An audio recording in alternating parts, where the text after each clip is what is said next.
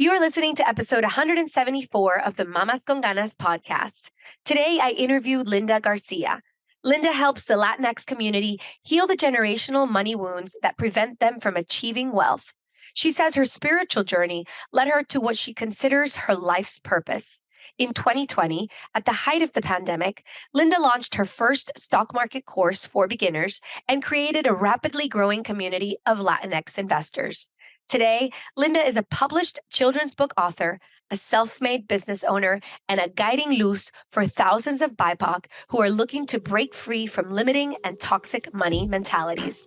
Linda's book, Wealth Warrior, is set to be released on April 11th, 2023. Today we talk spirituality and creating wealth. Linda, welcome to the Mamas con Ganas podcast. Valentina, thank you so much for having me. It is an honor to be here. I look forward to speaking to you and, of course, the mamacitas listening to us today. I'm so excited. Okay, so today is the first day of March, and we're talking about this month on the Mamas con Ganas podcast. It's all about money. So I love it. Is why I brought her here, okay? This interview came out of, it literally fell on my lap. This is just to show you, mamacitas, that things, like when you were in the right vibration, things just come. And we met back in 2016, right, Linda? Yes.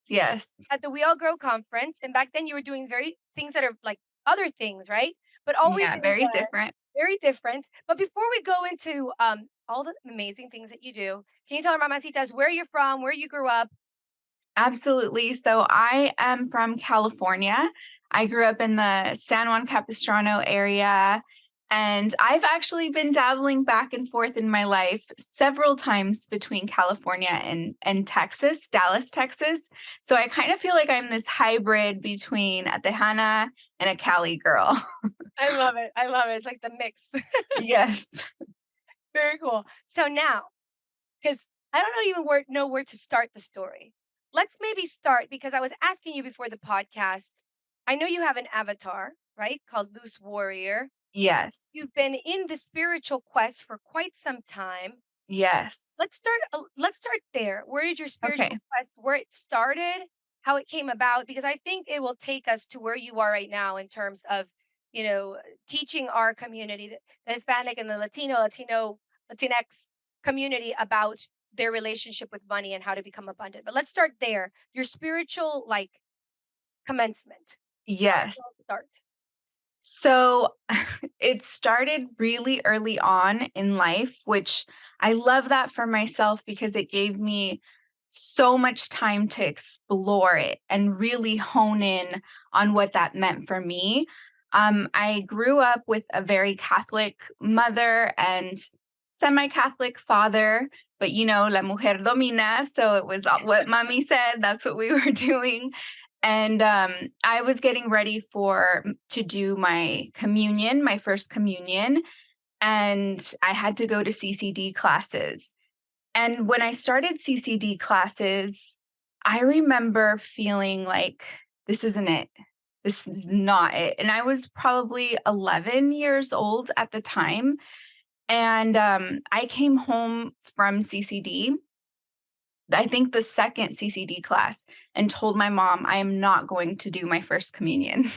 And she's like, you don't get to decide whether you do your first communion or not. This is something that we have to do so that you can go to heaven. Otherwise, you're not going to go to heaven, And I was like, I don't believe that in my heart.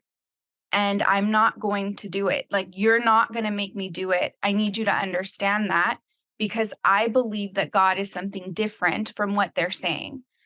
And I think in that moment, she was in such disbelief because she was listening to me stand firm in what I was believing. And it's in some miraculous way, she just moved out of my way. Well, I love it. You were only 11. I was only 11. That's crazy. You really were in touch with okay, there's something here that does not work. Yes, at least not for me. Yeah. It didn't resonate with me.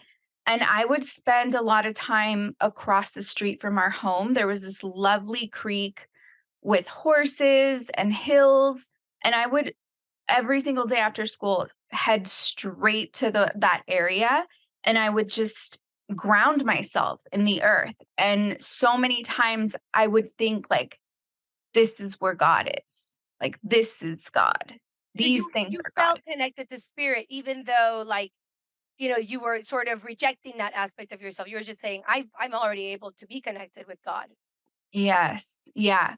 And spending a lot of time at night laying in my bed, looking out the window, looking at the moon and the stars, or laying outside. I would also go outside. We had like this patchy grass area outside, and I would just lay there and stare up at the stars and just like dive into space and think like all these things that surround me, this is what God is. So, yeah, I did a lot of earthing and a lot of really just critical thinking as a really young child. And so that really propelled me into looking at different religions. I read the Bible from cover to cover. Like, I just wanted to really, went into Buddhism and looked at Kabbalah and just explored all of these different religions. And I really was just looking for, I also had a very traumatic life experience. So I was looking for healing, and trying to make sense of my traumas, trying to make sense of my life, and not succumbing to all of the negative traumatic things that happened to me and become like a victim of them, but instead understand why God would have someone go through these types of experiences. That Wow, was my quest. wow, that's very mature of you. So at such a young age, I think a lot of times it's easier for people to sort of make themselves the victim of their circumstances and then feel sorry for themselves, right? I think that sometimes that's like the go-to when we experience such hardships.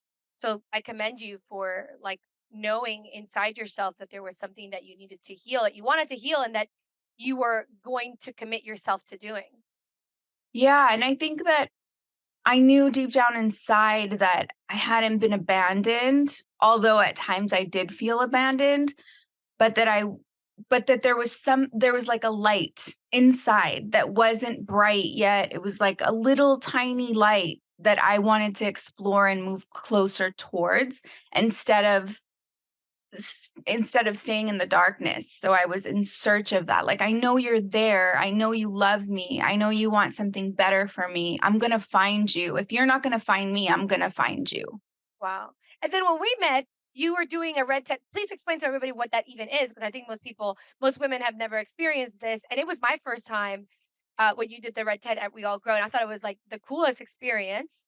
So tell us a little bit about that and how you got into it. Yes. Yes. So I got my period one day like we all do, and I receive clear messages from my intuition. That's another thing. I think that's the inner voice that guides me to say no communion, do this, do that.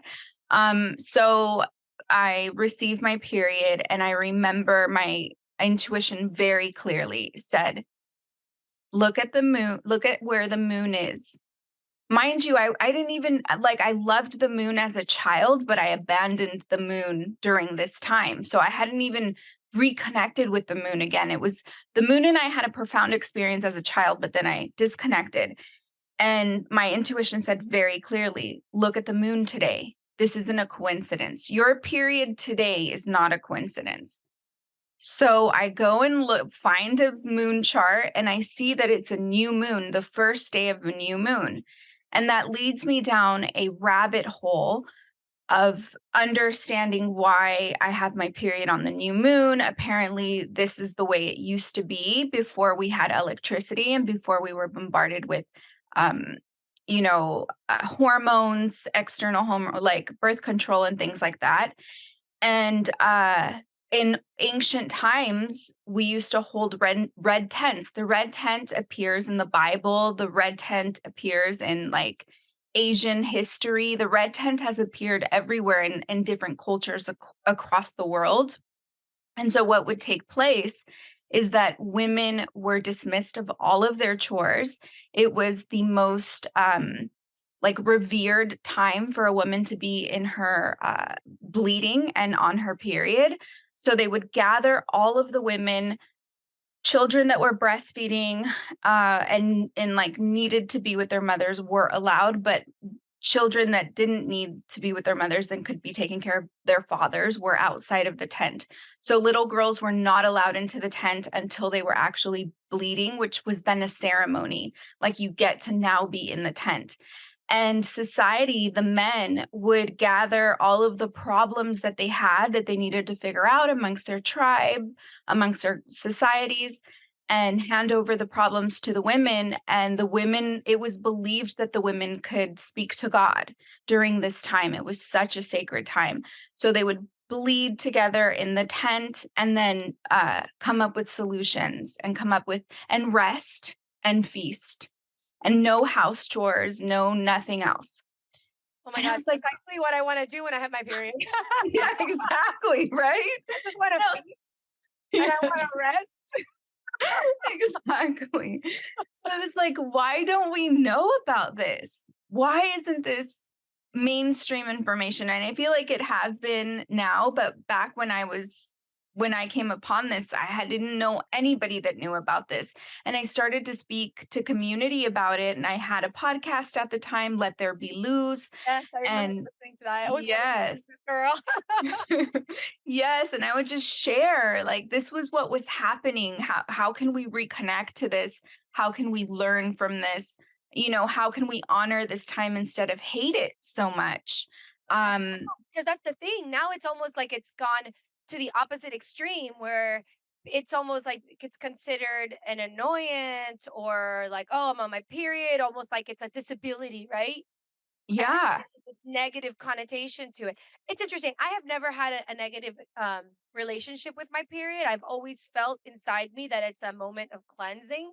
So when I don't know, I've never had, like I said, a negative, you know, relationship with it. I've always been like, okay, it's time to clean, and I it's love like that. a renewal of sorts. But yeah, Yeah, you that told me that most people around me are like, oh, I have my period. Like, I don't like this.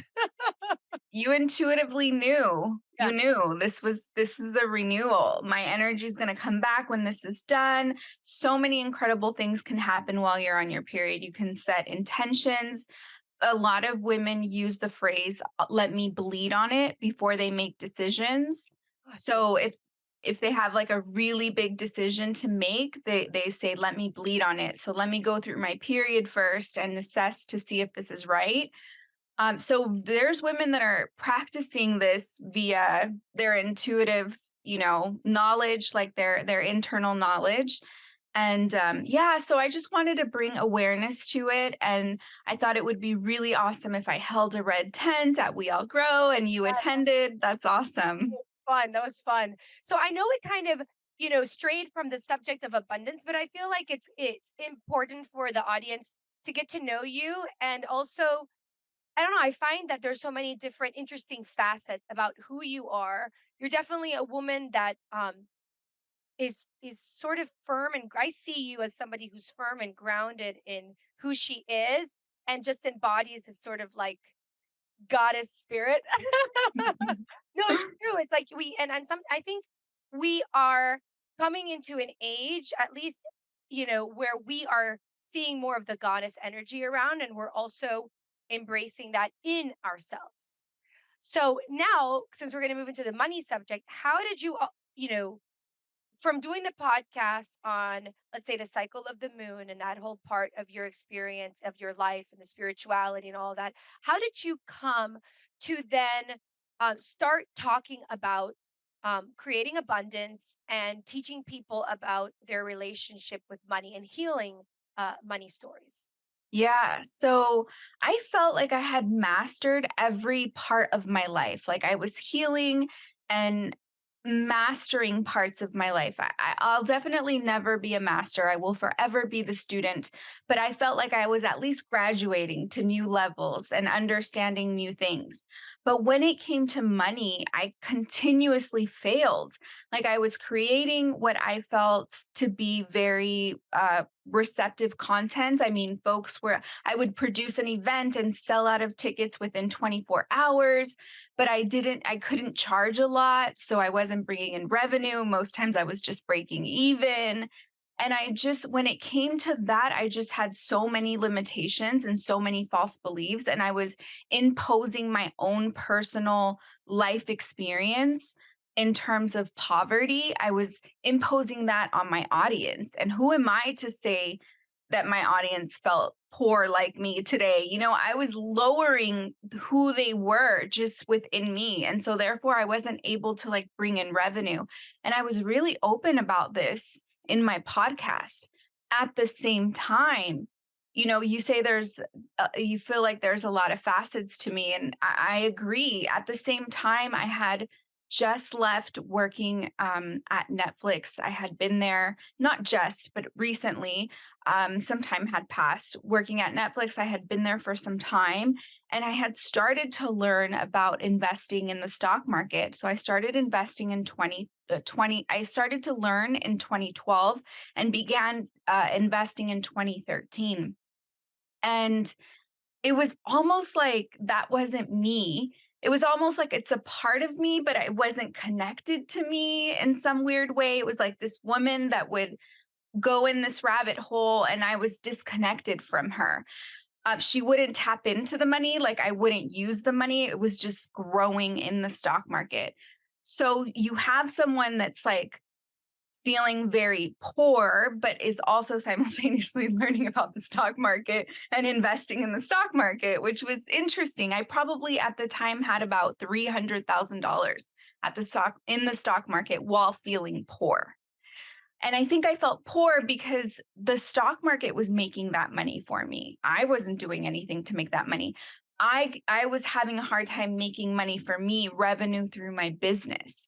And so I was really open about myself not being able to make revenue and just struggling. And it took on to be part of the content. So my listeners went on this journey with me. Some could relate, some would, you've got to like hone in on abundance. You got to get there. And I started to really deep dive into the subject. And a lot of what I learned is that a lot of my limiting beliefs aren't my limiting beliefs. They're actually my mother's that I have adopted and implemented into my life. And so it was deciphering all of those beliefs.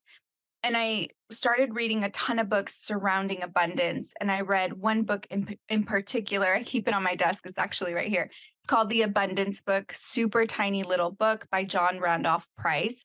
And after reading this book, it was very clear to me that money is just an idea. That's all it is. Money is an idea. If you take a look around you right now, for those that are listening, you take a look at your surroundings. Everything around you costs money, and everything around you was someone's idea. You are basically surrounded by the ideas of hundreds of people, if not thousands, within your home.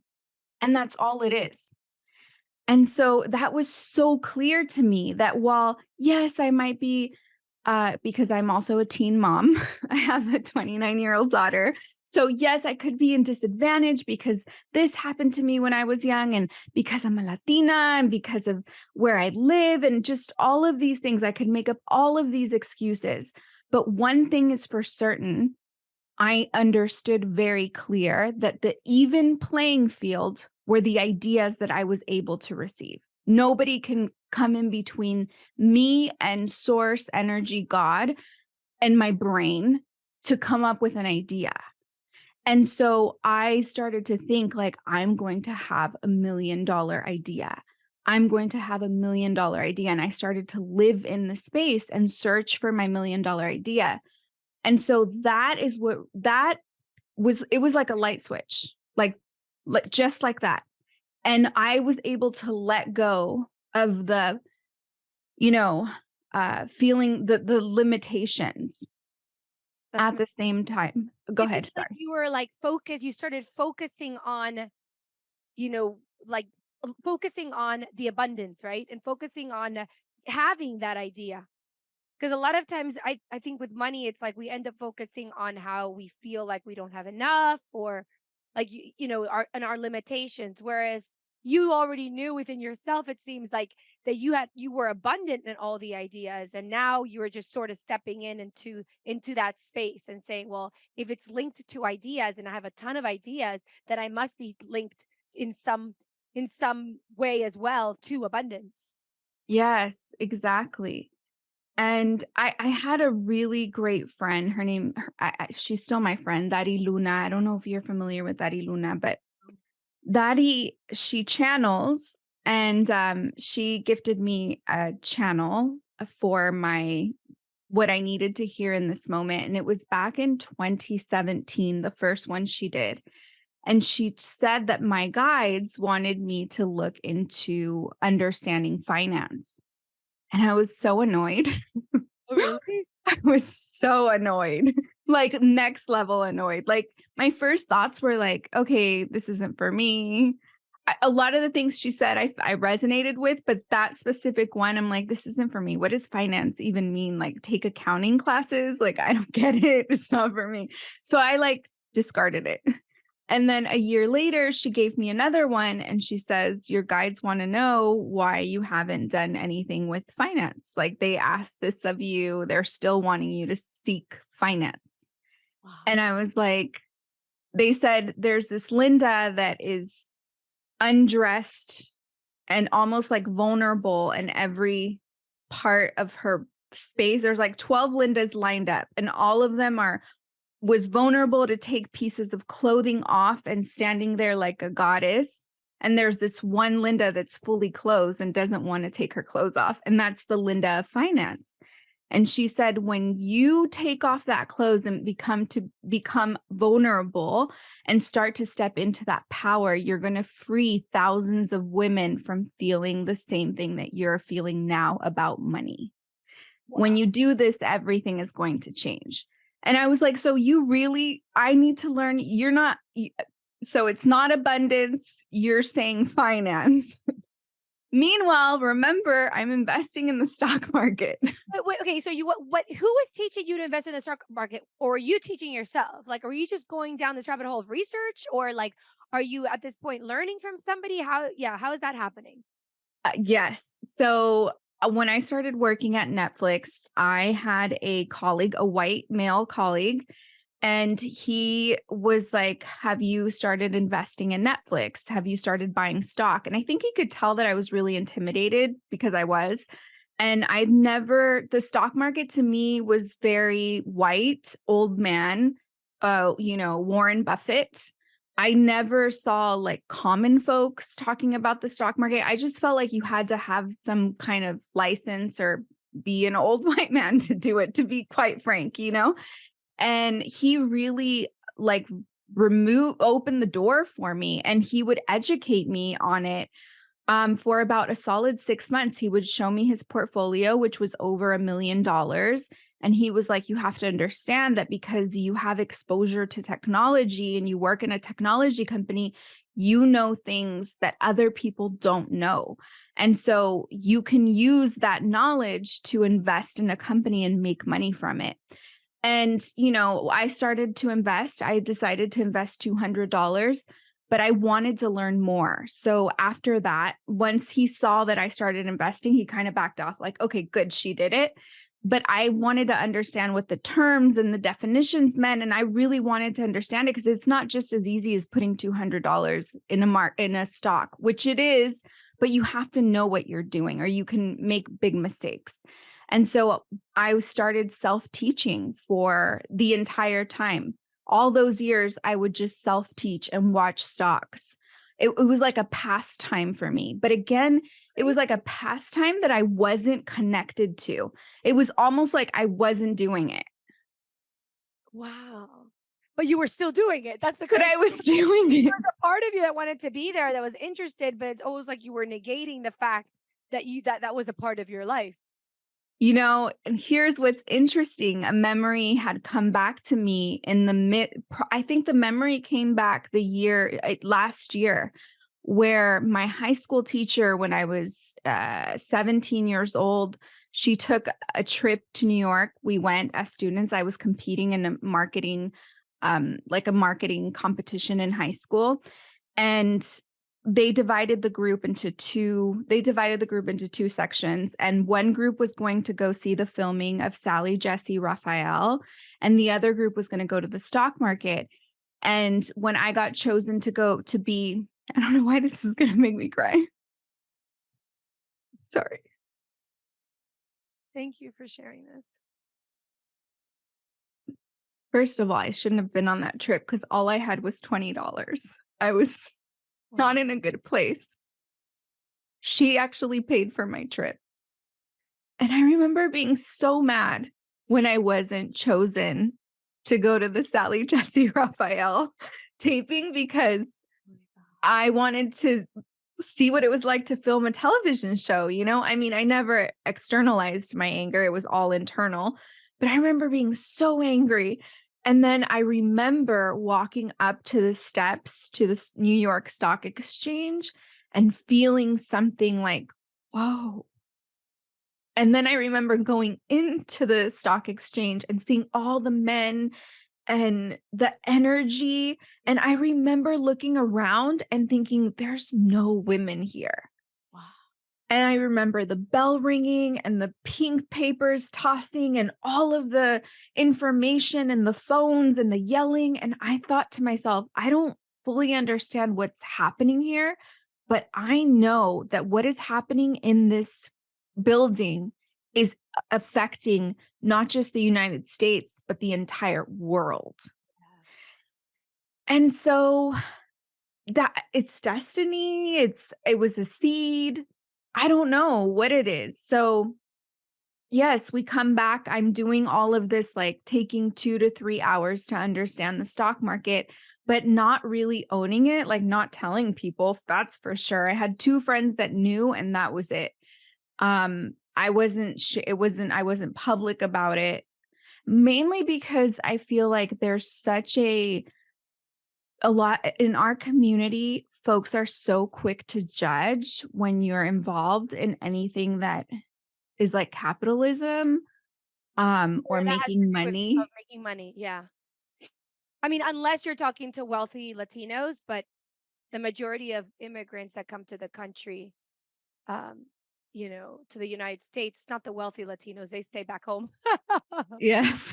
So it's the ones True. that need to progress, or they're either leaving something, and looking for abundance here in the United States. So yeah, it Yeah, be intimidating for them. I think the whole, and the scarcity mentality. When you've grown up and seeing all scarcity, it's very challenging to sort of see the world through the eyes of abundance. very. And that's exactly what all of my work is rooted in.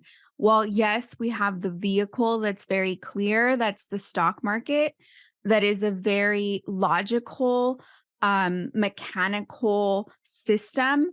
But we make sure that the first thing we do is tackle the emotional scarcity, because I can tell you all day step A through Z on how to invest. But if I don't address your limitations, your hate towards money, your belief that money is evil, your envy towards people that have money, if I don't, your thoughts that people that have money are greedy, then you will never have money and you will never be able to overcome your limitations. That's just a fact. That's just what it is. Absolutely. It's so interesting because it's like you see people that want money, that live in scarcity, but at the same time, it's like they scoff at people who have it.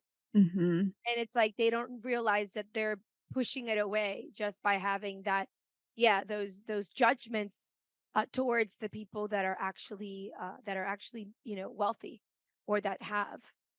That's very interesting. Okay, so then you had that seed planted. They were, your friend told you your guides are wanting you to go into that aspect. When did you start embracing it and say, okay, well, maybe this is a possibility for me. Maybe I am interested in delving into this finance world. Yes. So I decide, because I'm still dabbling in scarcity, I'm still working through this concept and ironing out like where are my limitations. And for a while now, my intuition had been telling me that I needed to move to Texas. So we make the decision, we move to Texas. And when we move, everything kind of changes for me. I'm no longer genuinely interested in recording my podcast. There was something that was so emotionally draining about sharing my spiritual journey. I kind of felt like I've said what I needed to say and I've shared what I needed to share. And there's really not much for me to share in this specific area. We moved to Texas on pure faith. I was making like $1,000 on Patreon a month. My partner did not have a job out here.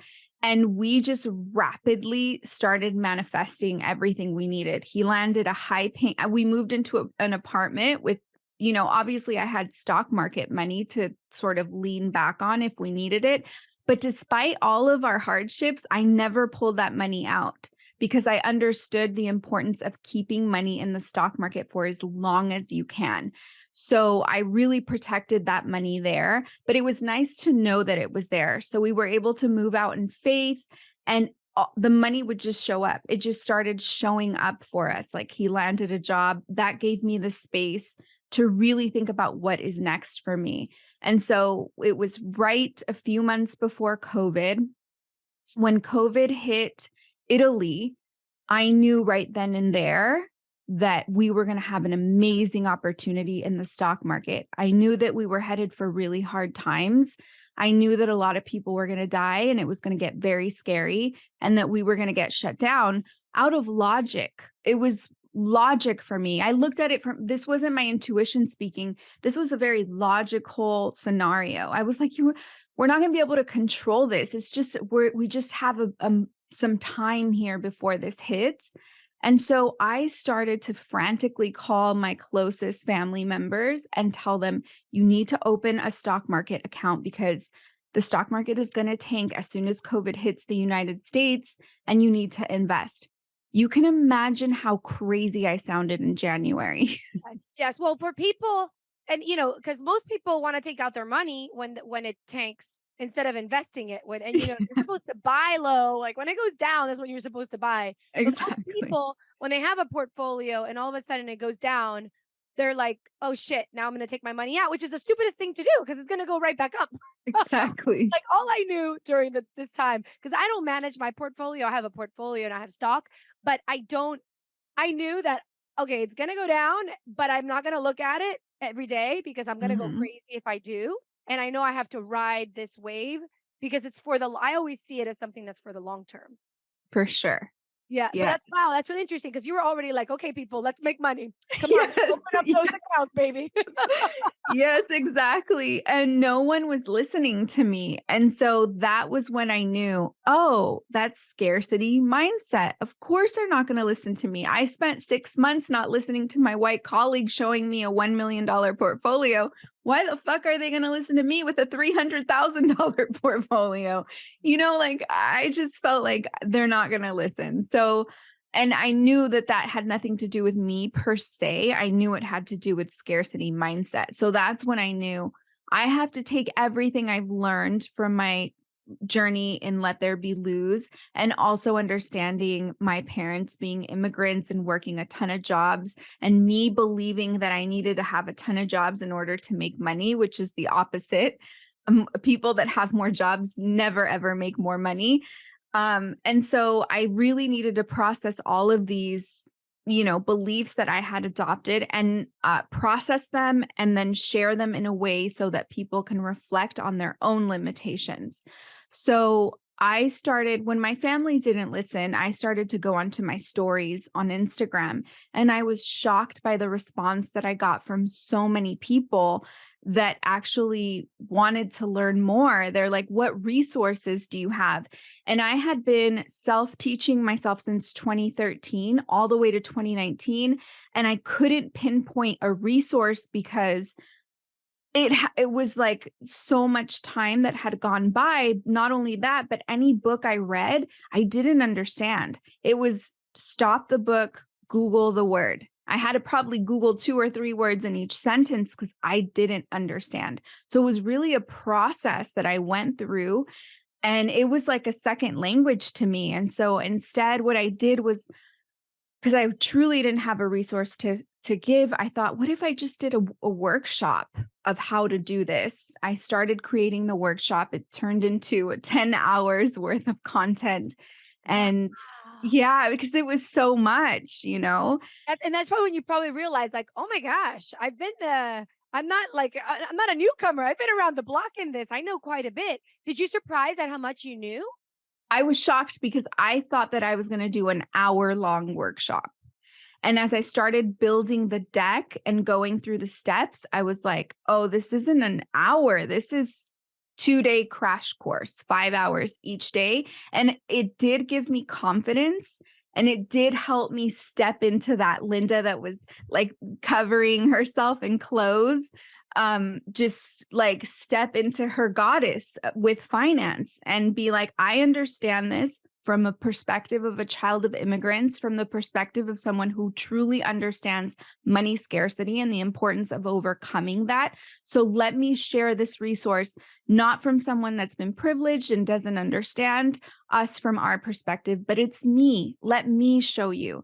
And I put the course for sale, and I was shocked with how much money I had made overnight. I think it was something like $23,000. And I was like, I think I had this moment of like, there's my $1 million idea. Yeah. Oh my gosh. Yes. And I knew that it was not going to be the first time that I would teach this. And I knew that this was something that is like a foundation of my future, that this was going to be something that would turn into sort of like a legacy almost, and would open the doors for new things. And right then and there, I knew I had a new business. I knew I figured out the next thing to do. I knew so much clarity came to mind. Wow. I love it. I love it. And then now you have a book coming out. Tell us about your book. Like, Yes. that idea spring up like, whoa. I feel like it's been for you these last couple of years, it's sort of been like a lightning bolt, like a choo choo, right? Does that It feel like it has. for you? Yes, truly, truly. After so much time of a lot of work. Yeah, it's like all coming together. It's all making sense.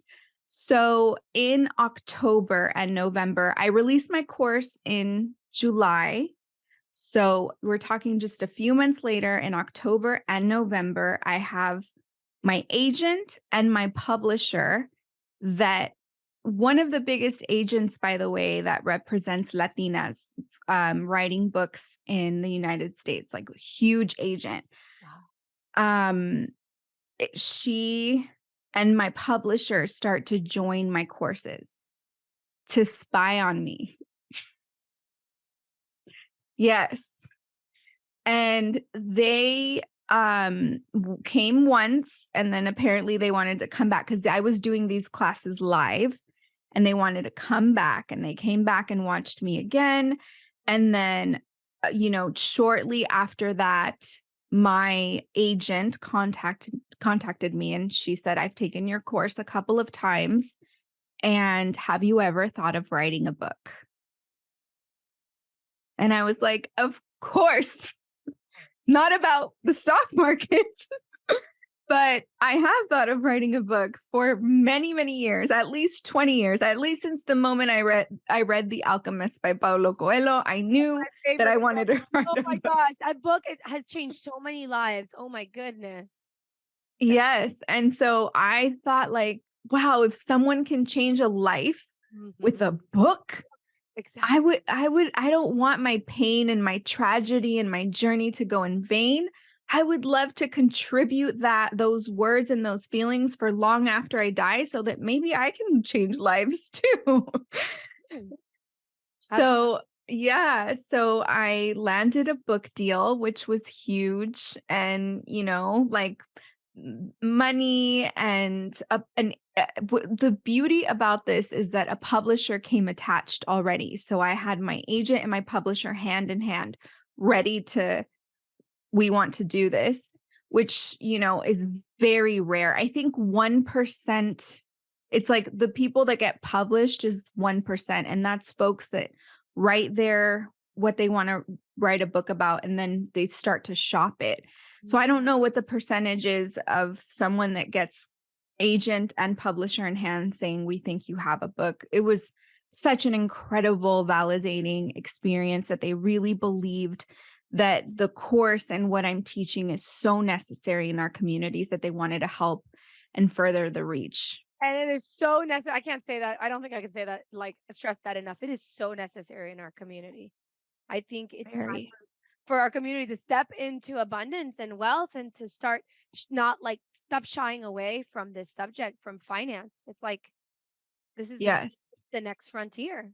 Yes. I mean, especially if we want to secure easier lives for our children, the truth is that education costs money, whether you pay that in taxes or whether you pay that, to have a specialty education, to have a private school or a different type of quality education. We already know that the public school system is not necessarily in favor of us. And so sometimes we need to be able to, obtain those sources. And a lot of the times we can't depend on someone else to obtain them for us. We have to figure out how to do it for ourselves. So we need to understand the way the system works. Absolutely. And private education is very expensive. I mean, both you and I have our children in private school, so we understand. But we also Yeah. see the value in that. And I always say money doesn't lie. Like what you value, like you spend what you value. So if you value education, you're going to be spending on education. Yes, absolutely. And I am determined, it was a very scary step for me initially because again, we're watching this, I'm stepping into this abundance state and really living it within, since 2020. So having to make the commitment of and not thinking, what if I don't have, the funds for this the following month or the following year? And it's letting go of that and understanding to ask different questions like, how can I have the funds for this for the coming year? And so and so. And, we've been having him now in private education for 3 years. And I see my son and he's reading fifth grader books and the way he thinks critically and develops a perspective is absolutely incredible to see. And you see the payoff immediately. Oh, yes, absolutely. I saw Yeah. it too. As soon as I took my child out of public education, and wow, it was like the first 8 months after I did that, it was this huge leap in his education. I was like, wow, why didn't I do this before? Before. Why did I wait until middle school? So yeah. Ugh. Sometimes you learn Yeah. the hard way, but then you like, and sometimes it's scary to make those changes. Like you said, will I be Yeah. able to afford the school? You have all these different things and you just sort of have to follow. For me, it was like following my gut instinct when I took him out of the school. I was like, nope, even though the school's next door, even though it's free, even though it's A-rated, that's not what I know it's not in tune with me right now. And then I'm gonna have to drive because I drive like 40 minutes to take my kids to school. Anyways, that's another topic. But it was the best decision. And I realized convenience is not always the best thing. Yes, Right. absolutely. So, Linda, what's the name of your book? Where can we get your book so that we can support Latina authors like yourself? Yes. So the name of the book is Wealth Warriors, and it's 8 steps for communities of color to conquer the stock market. And we are currently pre-selling at Target, Barnes and Noble. Amazing. That Well, made me emotional, but also Amazon and also Walmart. oh, okay, Mamacita, it's time to go get The Wealth Warriors, right? Wealth Warrior. Yes. Awesome. Yes. By Linda Garcia. Go Yes. get that. And are you going to keep on teaching your courses online? Where can everybody find you online for that? Absolutely. So we have an Instagram called at inluz, Luz, we trust. And that Instagram will educate you on what is currently taking place in the market, in the stock market. We also sprinkle it with abundance mantras. And our website is www.inluzwetrust. And there you can find our courses. We have several courses, one on a deep dive into the stock market, our crash course, which is the one we started with, that gives you 10 hours of the stock market. It's amazing. It's a fan favorite. And then we have a course that is currently closed, but going to be open for enrollment later on this year. That's called Master Manifester, where it helps you identify your personal relationship with money, understanding your limiting beliefs, how to rewire your brain, and how to attract all of the things, all of the desires, and come up with your $1 million idea. I love that. I love that Yes. because sometimes the things that we resist are the things that we want the most. And I think we all want like abundance, but sometimes it's one of those things that we think we might be incapable of creating for ourselves. And so to just like break those boundaries and those blocks that we might have that might come from our generations. Like you said, you had those limiting beliefs from your mother. And like I also had to take a look at my money story and see where were my limiting beliefs coming from and what I thought I was capable of doing with money. And I'm still sort of like, I still feel like I'm sort of breaking my abundance limitations step by step. Yeah, I think that we will continue to, right? I think that when we achieve more money, it's important for us, if that is our desire, to continue to step into new levels and attract even more money, bring in more money, because it is so important to see wealthy AF Latinas, okay? So enough is not enough. We need Latinas that are extremely wealthy. We need Latinas that are distributing funds within our communities. We need Latinas that, hire other Latinas. There's so much to be done with an abundance and wealth, and we need to see that within our communities. It is imperative. And if we don't learn about our relationship with money, if we don't learn how to invest, we just will never get there. It will not happen. Yes, I think one of the first steps is what you're doing, which is creating a community that talks about this and speaking openly about it. Because I think there's a lot of shame that's linked to money. And a lot of times people shy away from the conversations.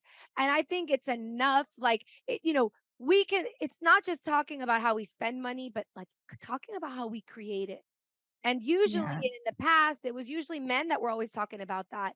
And it's our turn, I think, as women to step into that space and start talking about how to create our wealth for ourselves, for our families, for our community at large.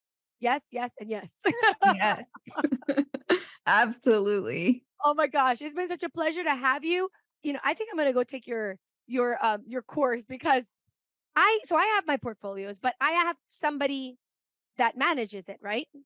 But I'm Sure. kind of curious as to like delving in. I don't know if I would be able to like manage all of my money. I think that would be kind of scary. But it would be fun to sort of learn and start delving in that world more and getting to know, yes, in general, just like how does it happen? Like how do You you know, go ahead? Yeah, it's really interesting. And I think you being in this position, what I would advise, I think it would still be extremely beneficial to learn. I think you're right. That instinct is correct. Here's the thing. Folks that manage portfolios, accountants, finance people, they still have money stories. No one escapes the money story. No one escapes the money wound.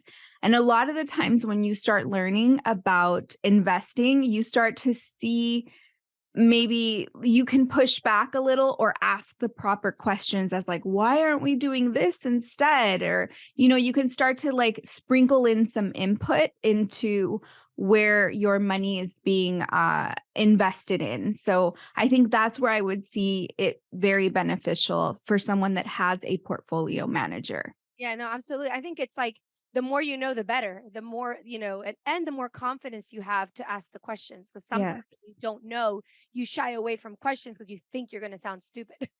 Yes. Absolutely, absolutely. Well, thank you so much for coming on the podcast, Mamacita. Check Linda Garcia out. Go buy her book now on Amazon, Walmart, and all those other places. Muchísimo éxito, Linda, and we'll see Gracias. you. Mwah. Hey, it's Valentina. Espero te gustó este episodio de nuestro podcast. If you liked it, or if any of our content has inspired you in any way, I'd be ever so grateful if you showed some amorcito by reviewing us on iTunes or wherever you listen to us. Every single review will help us reach more mamacitas so they can live their life con muchas ganas. It's because of you, our listeners, that we're able to create contenido para otras latinas. Un millón de gracias por suscribirte, escuchar y compartir nuestro podcast. Si tienen preguntas, comentarios y más, pueden visitar nuestra página web mamasconganas.com or follow us on social media at mamasconganas. You can also write me directly at info@mamasconganas.com. Hasta la próxima, es Valentina recordándote, don't be a mama con drama. Let's be mamas con ganas. Besitos.